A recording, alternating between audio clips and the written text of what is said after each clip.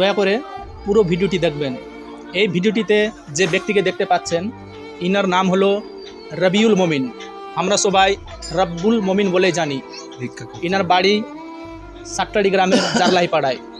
ইনি ভিক্ষা করে খেতেন, জন্ম থেকে ইনি অন্ধ, মানে কিছু দেখতে পান না। কিন্তু সমস্যাটি হয়েছে গত 1 মাস আগে তার বাড়ির সামনে রাস্তা তৈরি করার সময়, মানে রাস্তার ড্রেন তৈরি করার সময় উনি ড্রেন থেকে পড়ে তার পাটা পুরোপুরিভাবে ভেঙে যায়। ওনার বুকে পেসমেকার যন্ত্র বসানো থাকায় কোনো ডাক্তার মালাই চাকিটা অপারেশনও করতে চাইছে না, কোনো রিস্ক নিতে চাইছে না। মানে ইনি আর এখন হাঁটতে পারেন না। গত 1 মাস থেকে ইনি বিছানায় পড়ে রয়েছেন।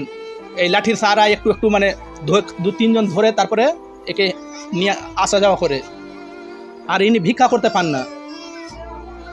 সাট্টাড়ির আশেপাশে যেসব এলাকা রয়েছে, যেমন কাজীগ্রাম, চণ্ডীপুর, এদিকে অমৃতি, মিল্কি, এদিকে আপনার গিয়ে বাবলা, কাসিমবাজার, তারপরে পাগলাঘাট, মথাবাড়ি, আচিনতলা, কালিয়াচক, সব এলাকার মানুষ এনাকে চিনবেন হয়তো ভালো করে। এই যে ক্যামেরা ওইদিকে দেখেন তো, ক্যামেরার দিকে যে ভালো করে দেখেন, ইনি কিছু দেখতে পান না। এটা হলো ওনার স্ত্রী, ইনিও মানসিকভাবে বিকলাঙ্গ। ইনি ভিক্ষাবৃত্তি করে খেতেন, তিনি আর ভিক্ষা করতে পান না। তাই তার পরিবার এখন তার পরিবার চালানো খুব মুশকিল হয়ে গেছে।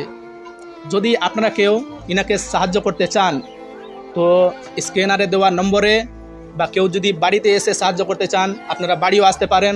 ইনার বাড়ি হলো সাট্টাড়ি গ্রামের জারলাহি পাড়ায়।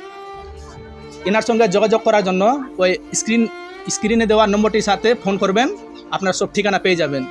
আর যদি আপনাদের কাছে মানে করজোড়ে অনুরোধ করছি, আপনারা যা যেরকম পারবেন 10 টাকা, 20 টাকা, 30 টাকা আপনি ওই নম্বরে দেওয়া ফোনপেতে পাঠাবেন। ওখানে পাঠালে ইনি টাকাটা পেয়ে যাবেন। ইনি হলেন রবিউল বা রব্বুল মমিনের মা। ইনিও গত 1 মাস ধরে বিছানায় পড়ে রয়েছেন, ইনিও চলাফেরা করতে পারেন না।